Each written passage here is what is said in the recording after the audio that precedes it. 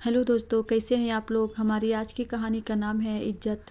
आज उसने सोच लिया था कि अब अपनी सास को शिकायत का मौका नहीं देगी, इसीलिए तो वह आज शॉपिंग कर आई थी। मम्मी जी लीजिए, यह साड़ी मेरी माँ ने आपके लिए दिया है, और यह शॉल पापा जी के लिए, यह सूट प्रीति के लिए, और ये सूखे मेवे और कुछ फल हैं। ठीक है श्रुति, साड़ी तो अच्छी ही लग रही है। लगता है अब कहीं जाकर तुम्हारी माँ को हमारे स्टैंडर्ड का पता चला है। नहीं तो पहले वह जो कपड़े देती थी वह तो काम वाली को देने में भी शर्म आती थी। सुनकर श्रुति का मन एकदम से बुझ गया।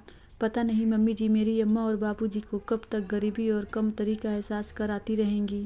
ऐसा ही तो होता आया था। शादी के बाद से श्रुति को अक्सर यह एहसास कराया जाता था कि वह इस घर के स्टैंडर्ड की नहीं है।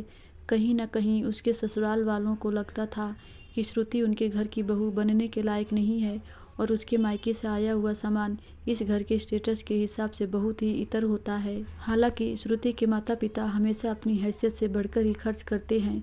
हाँ, वो लोग ब्रांडेड चीज़ इस्तेमाल नहीं करते। निम्न मध्यवर्गीय परिवार में जहाँ घर के घर चलाना और रोज़मर्रा की ज़रूरतें पूरी करना ही मुश्किल होता है, वैसे मेरे घर में भी अपनी बेटी को भेंट देने में वो लोग कोई कमी तो नहीं करते थे। लेकिन श्रुति ये अच्छी तरह जानती थी कि चाहे उसके माता पिता कितना भी खर्च क्यों न कर लें, लेकिन उसकी सास और ननदें किसी खास ब्रांड के कपड़े ही पसंद करती हैं और प्राइस टैग देखकर ही बात करती हैं। श्रुति जब ब्याह कर ससुराल आई थी तब कई बार आश्चर्य से भर जाती थी यह देखकर कि जितना तो उसके महीने का खर्च था उतना तो उसकी नंदे एक दिन की शॉपिंग में उड़ा देती थीं। पढ़ी लिखी और नौकरी पेशा थी श्रुति। श्रुति जिस बैंक में वह काम करती थी उसी बैंक में उसकी मुलाकात अनंत से हुई थी। 2-3 मुलाकातों में ही अनंत को श्रुति बहुत पसंद आ गई थी, और फिर जब उसके कुछ ज़्यादा मिला तो उसके और भी कई सारे गुण ने अनंत को इतना प्रभावित किया कि वह उसे प्रपोज कर बैठा।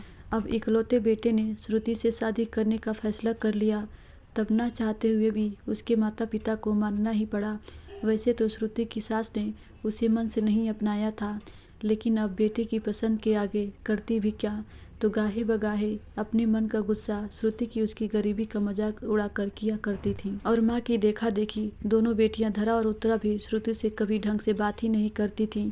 हाँ, श्रुति के ससुर जी पैसे होने के बावजूद अब तक जमीन से जुड़े हुए थे और श्रुति से अच्छे से पेश आते थे, और सबकी कसर पूरी कर देता था अनंत, जो श्रुति को बहुत प्यार करता था। उसकी बाहों में आकर श्रुति सास की तिरछी नज़र और चढ़ी हुई भौहें भूल जाती थी। ननदों के ताने भी याद नहीं रहते थे।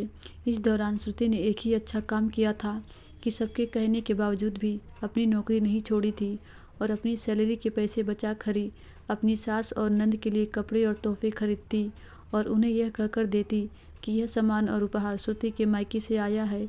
इस तरह उसने अपने माता पिता और मायके की इज्जत बनाए रखी थी। धन्यवाद दोस्तों।